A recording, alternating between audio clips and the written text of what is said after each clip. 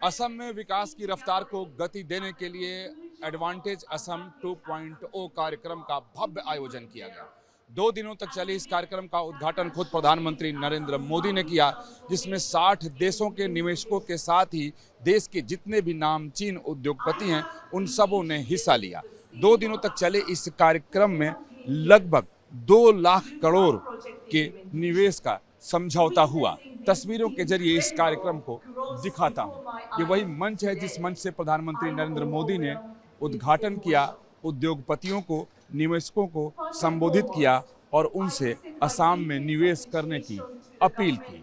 2 दिनों में 2 लाख करोड़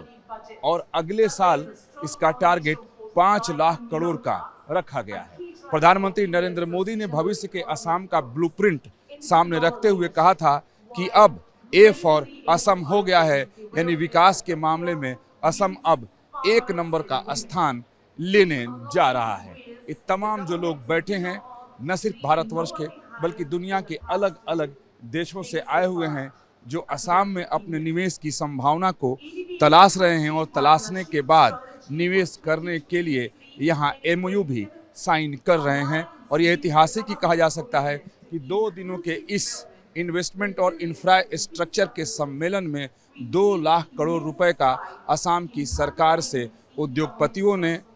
करार किया है कि वो लोग यहाँ पर आएंगे और असम की विकास की रफ्तार को गति देंगे। प्रधानमंत्री नरेंद्र मोदी ने असम के विकास की कहानी को बताते हुए कहा कि 10-15 वर्ष पहले जो यहाँ की आर्थिक स्थिति थी उससे कई गुना ज़्यादा आगे असम अब निकल चुका है। और शायद यही वजह है कि इस भव्य कार्यक्रम का आयोजन न सिर्फ इसलिए किया गया कि निवेशक आएं, असम को देखें, यहाँ के इंफ्रास्ट्रक्चर को देखें और निवेश करें, बल्कि दुनिया के सामने इस कार्यक्रम के जरिए ये भी रखने की कोशिश की गई कि अब असम पहले का असम नहीं रहा है। विकास के मामले में उसकी रफ्तार बुलेट ट्रेन से भी कम नहीं है। 2 दिनों के इस भव्य कार्यक्रम में अलग अलग सत्र हुए, अलग अलग व्यवसाय के क्षेत्रों पर यहाँ चर्चा हुई और असम में 200 वर्ष पूरे हो चुके हैं चाय के उद्योग को लेकर, तो उसको भी लेकर अलग अलग उद्योगपतियों से भी करार हुआ। एक बार फिर तस्वीरों के जरिए इस कार्यक्रम को दिखाने की कोशिश करता हूँ कि ये कार्यक्रम चल रहा है और इसी तरीके से 2 दिनों से यहाँ निवेशकों का जमघट लगा हुआ है और इसमें असम को काफ़ी कुछ मिला है, जिसे लेकर पूरे असम में एक उत्साह का माहौल है और राजनीति के जानकार इसे आगे होने वाले विधानसभा चुनाव से भी जोड़कर देख रहे हैं, क्योंकि इस कार्यक्रम में